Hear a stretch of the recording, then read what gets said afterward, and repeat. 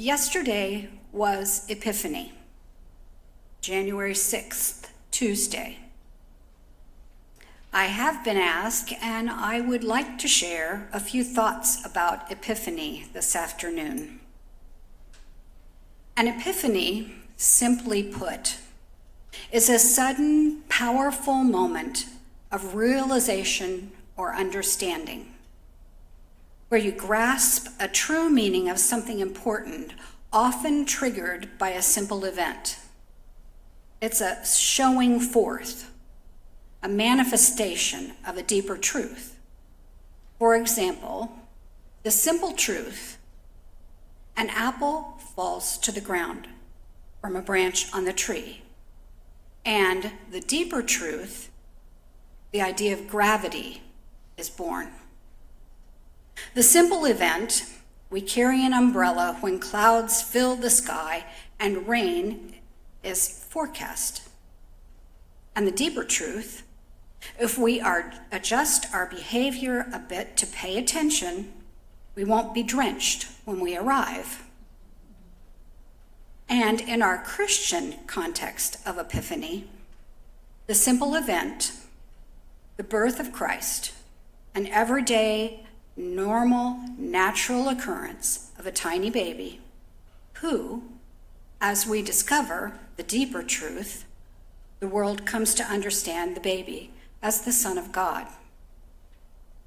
In the light of the meaning of Epiphany, and in the season of new beginnings in this new year, have you had your epiphany yet? Or are you still waiting for an epiphany, even the day after? What, if anything, has come to light for you in this time? What spark of understanding do you have that's new? What brilliant revelation have you seen or discovered in this new year?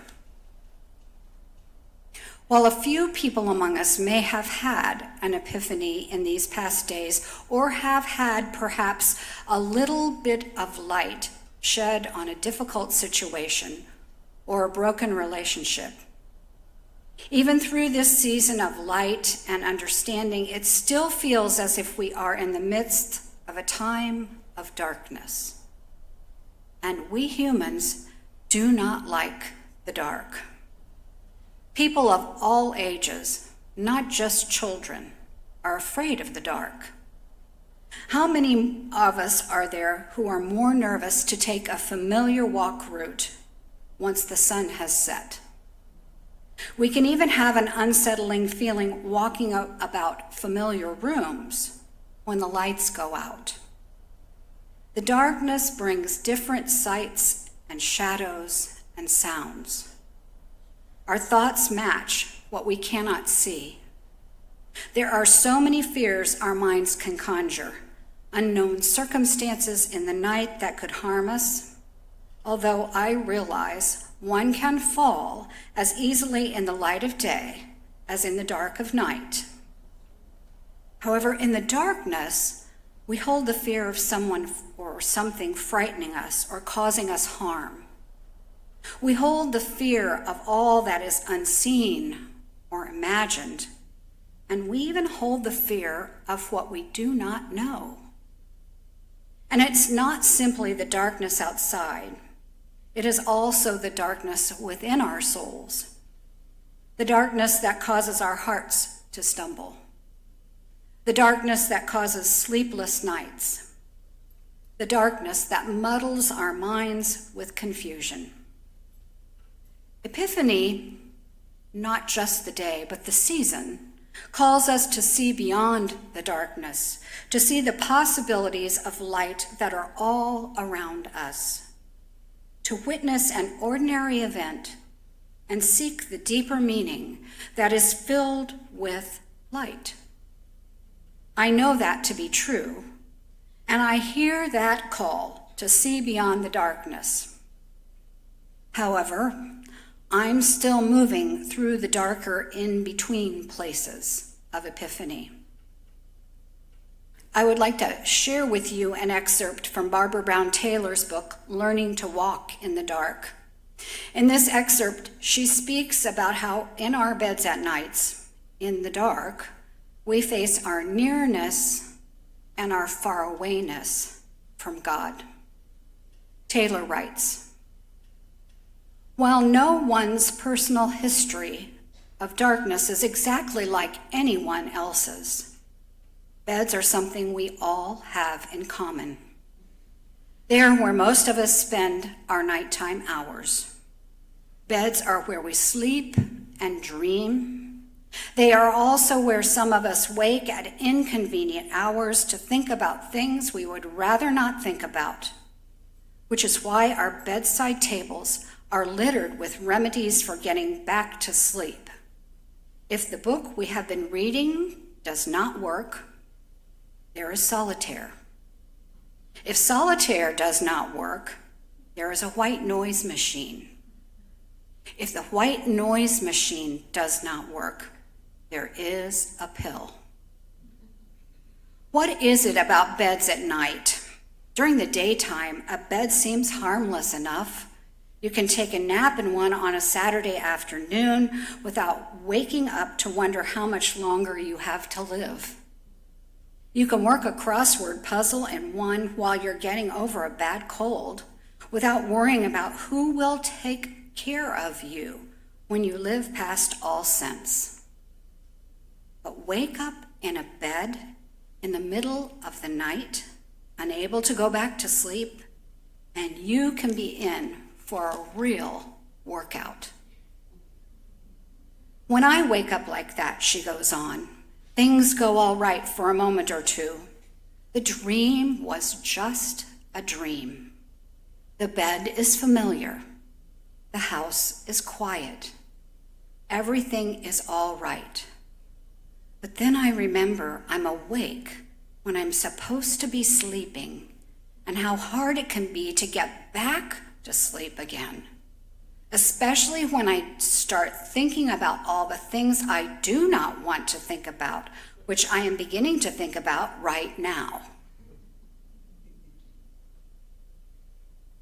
At this point in my life, I am willing to confess to all of you that I wake up in the night. Probably some of you do as well. At least that's what I'm hoping. So I realize I am in good company many of the nights. My being awake is not due to a bad dream I'm trying to escape, or a trip to the bathroom after too much water during the day, or even a restless partner who might snore just a bit. I am awake every night around 2:30. It might be 2:24, it might be 2:37, or it might be 2:48. Now I know that because I always look at my lit digital clock, which tells me with very large numbers in red, so that I can read it without my glasses, exactly what time I'm awake. Being awake at that time of night is not a recent occurrence for me. It has been a reality of my life for the past 20 years or more. So I don't believe it is a factor of aging, even though that's what my physician keeps telling me. And the most interesting fact is, it really doesn't matter when I go to bed or how tired I am. I can go to bed at 10:30, which I also confess I rarely do, and wake up at 2:43. Or I can go to bed at 12:30 or later and still wake up at 2:32. It truly doesn't seem to matter at all. You know, it used to really bother me to be awake around the same time every night, because when you are awake at night in the dark, you are certain you are the only person in the whole wide world who is awake, even if that is not true.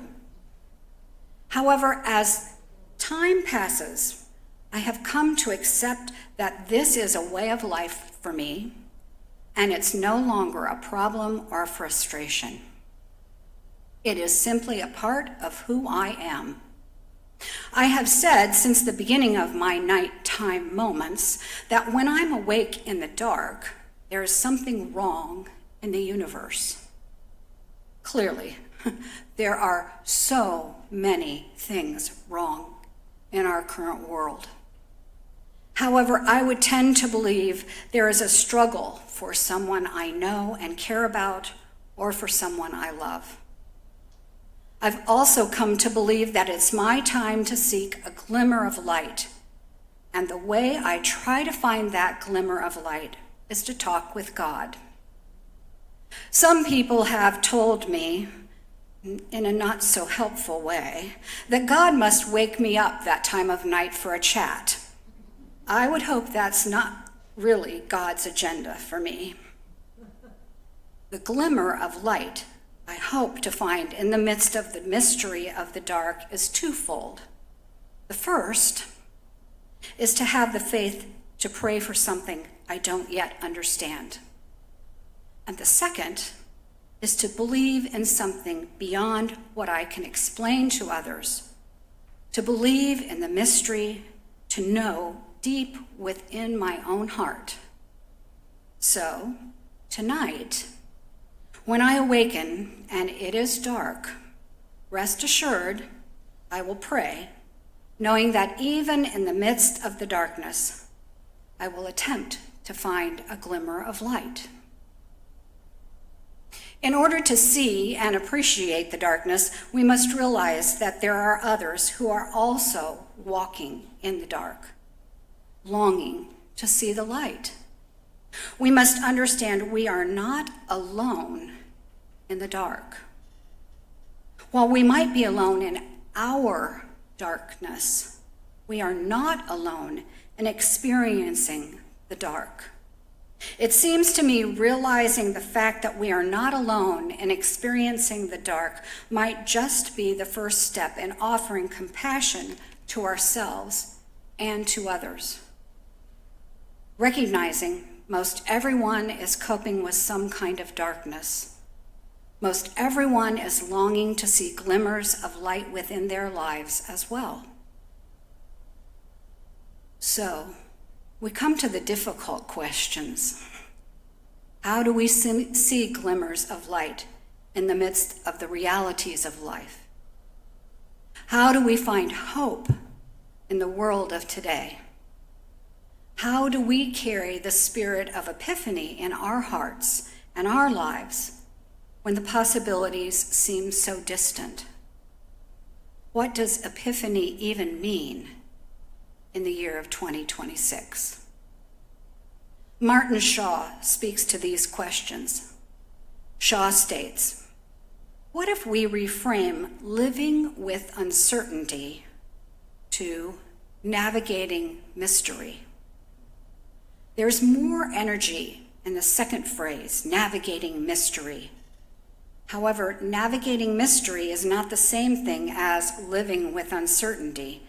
Navigating mystery humbles us, reminds us with every step that we don't know everything, and we are not, in fact, masters of it all.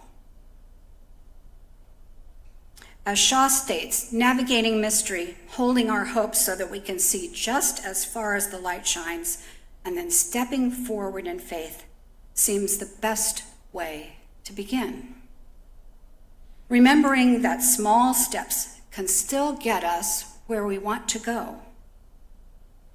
Remember that trying each day, that having the intention to be present, that loving our friends, that breathing through difficult moments all make a difference in seeking the light of epiphany. Monday night, as I was reading, I happened to look up for a moment out the windows of our living room.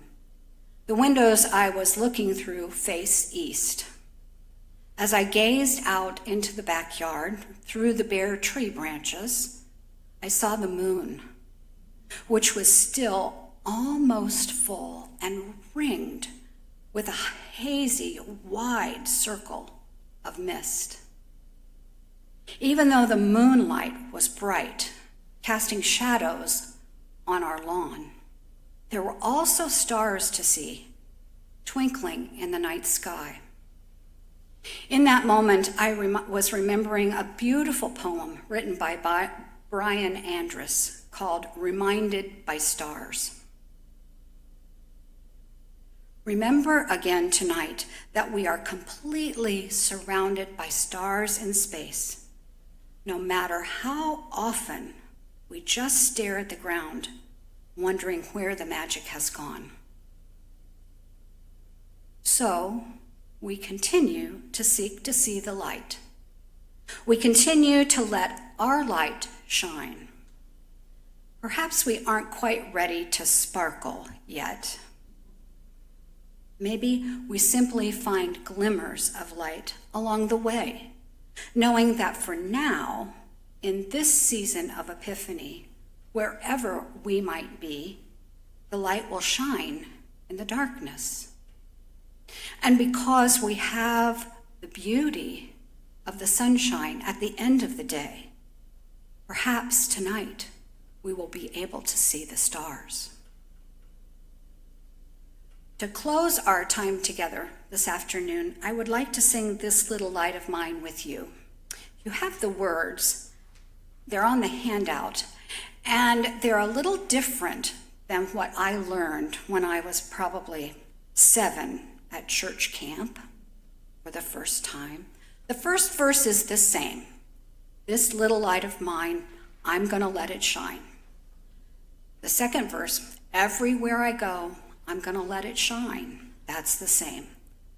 The next 2 verses I had not heard, and I find them just delightful. In my brother's heart, I'm gonna let it shine. And in my sister's soul, I'm gonna let it shine. And then, as you know, all around the world. Now, you can hold your papers and you don't have to do the motions. But if you want to put your paper on your lap or even risk not looking at it, I'll try and lead you. We can do the motions. And I think probably you all learned this for this little light of mine. Am I correct? If you went to the same kind of camps I went to, you know that's the symbol for letting this little light of mine shine. So let's give it a go. This little light of mine, I'm gonna let it shine. This little light of mine, I'm gonna let it shine. Shine, let it shine, let it shine. Everywhere I go, I'm gonna let it shine. Everywhere I go, I'm gonna let it shine, let it shine, let it shine, let it shine. In my brother's heart, I'm gonna let it shine. In my brother's heart, I'm gonna let it shine, let it shine, let it shine, let it shine. In my sister's soul, I'm gonna let it shine. In my sister's soul, I'm gonna let it shine, let it shine, let it shine, let it shine. All around the world, I'm gonna let it shine. All around the world, I'm gonna let it shine, let it shine, let it shine, let it shine. So I encourage you, if you wake up tonight in the night, anywhere from 2:22 to 3 o'clock, you can think of me. Please don't call me. But you can think of me and know that wherever we are, we're finding glimmers of light to go through Epiphany. Blessings on your journey forward. Amen.